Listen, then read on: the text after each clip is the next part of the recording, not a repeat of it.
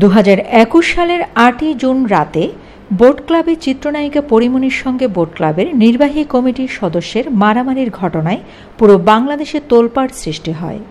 এই ঘটনায় মামলা পাল্টা মামলা হয়। চিত্রনায়িকা পরিমণির বিরুদ্ধে ব্যবসায়ী নাসিরউদ্দিন মাহমুদকে হত্যা চেষ্টার মামলাও করেন। সম্প্রতি সেই মামলার তদন্ত প্রতিবেদন দাখিল করেছে তদন্ত সংস্থা police bureau of investigation PBI।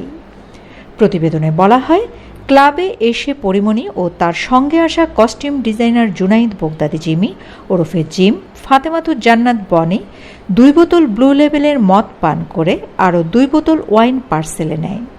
এই 4টি বোতলের দাম 87,650 টাকা। পার্সেলে নেয়া 2 বোতল ওয়াইনের দাম পরিশোধ না করে তারা ক্লাব থেকে চলে যায়। এতে ক্লাবের লোকজন মদের দাম পরিশোধ করার জন্য চাপাচাপি করলে পরিমণি ও তার costume designer Junaid Baghdadi Jimmy বারের ভেতরে গ্লাস, স্ট্রে, বোতল ভাঙচুর করে আনুমানিক 20,000 টাকার ক্ষতি সাধন করে। PBIর তদন্ত প্রতিবেদনে আসামি পরিমণি ও তার costume designer Junaid Baghdadi Jimmy ওরফে জিমির বিরুদ্ধে বাদীকে মারধর ও ভয়ভীতি দেখানোর অভিযোগের সত্যতা পাওয়া গেছে বলে উল্লেখ করা হয়েছে। তবে আরেক আসামি ফাতেমাতুজ জান্নাত বনির বিরুদ্ধে অভিযোগের সত্যতা পাওয়া যায়নি বলা হয়েছে।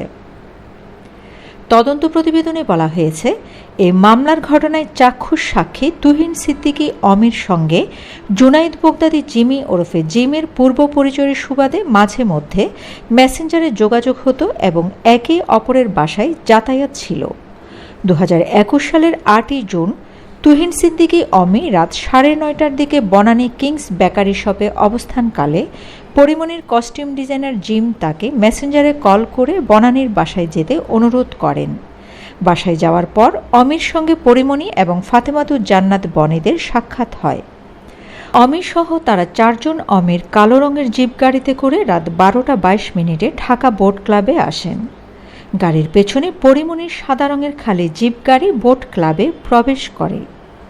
ক্লাবে গিয়ে পরিমণি 1 লিটারের ব্লু লেবেল মদের বোতল অর্ডার করেন। পরিমণি ও তার সঙ্গে থাকা জিম ও বনি নিমিষেই সেই বোতলের অ্যালকোহল পান করে বোতল খালি করে ফেলেন এবং অনুরূপ আরেকটি বোতলের অর্ডার করেন।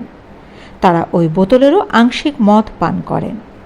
তাদের 2-3 টেবিল পেছনে বোট ক্লাবের নির্বাহী কমিটির সদস্য এবং প্রতিষ্ঠাতা সদস্য নাসিরউদ্দিন মাহমুদকে আরও 2 জন ব্যক্তির সঙ্গে বসা দেখতে পান অমি। তখন অমি পরিমণিকে নিয়ে নাসির মাহমুদের সঙ্গে পরিচয় করিয়ে দেন এবং পুনরায় তাদের টেবিলে এসে বসে মদ্যপান সহ গল্পগুজব করতে থাকেন। কিছুক্ষণ পর নাসির মাহমুদ ও তার সঙ্গে থাকা আরও 2 জন যখন বার থেকে চলে যাচ্ছিলেন, তখন পরিমণি নাসির মাহমুদকে ডেকে বললেন, ভাই আমি আসলাম আর আপনি এক্ষুনি চলে যাচ্ছেন? আমাদের সঙ্গে আরেকটু বসেন, আসেন কিছুক্ষণ গল্প করি। তখন পরিমণির অনুরোধে নাসির মাহমুদ ফিরে এসে পুনরায় তার টেবিলে বসেন।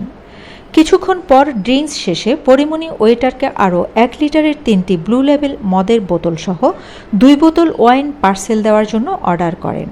ওয়েটার তখন পরিমণিকে 2 বোতল ওয়াইন পার্সেল দিলেও ব্লু লেবেল মদের বোতল স্টকে না থাকায় পার্সেল দিতে পারেননি।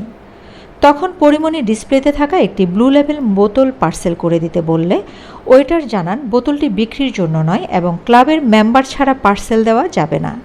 কিন্তু পরিমণি জোর করে ওই বোতল নিতে চান এবং টেবিলে হট্টগোল করতে থাকেন। পরিমণি উত্তেজিত হয়ে কার্ড হোল্ডার বের করে 2-3টি ব্যাংক কার্ড দেখিয়ে বলেন, আমি কি ফকিরনি? আমার বিল আমি পরিশোধ করব, আমি এটা নেবই। তখন পরিমণির সঙ্গে থাকা ফাতেমা বনি বলেন, ওনাদের যদি রুলস থাকে মেম্বার ছাড়া নেওয়া যাবে না, তাহলে তুমি নিও না।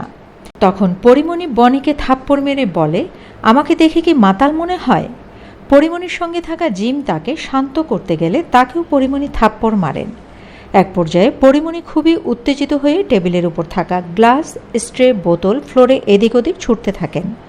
তখন নাসির মাহমুদ ক্লাবের শান্তি শৃঙ্খলা রক্ষার্থে পরিমণিকে বুঝিয়ে শান্ত করার চেষ্টা করেন।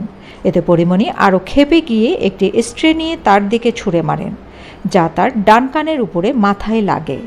তখন নাসির মাহমুদ ক্লাবে পরিমণিকে সঙ্গে করে আনায় অমির উপর রেগে যান এবং বলেন, এরকম বেয়াদব মহিলা নিয়ে কেন ক্লাবে আসেন? কাল আপনার নামে নোটিশ হবে, এক্ষুনি এদেরকে নিয়ে বেরিয়ে যান। তখন জিম তেড়ে এসে বাদী নাসির মাহমুদকে গালমন্দ করতে করতে 2-3টা কিল ঘুষি মারেন। এরপর আবারও পরিমণি বারের ভেতরে যত্রতত্র গ্লাস ছুঁড়ে ভাঙচুর করতে থাকেন।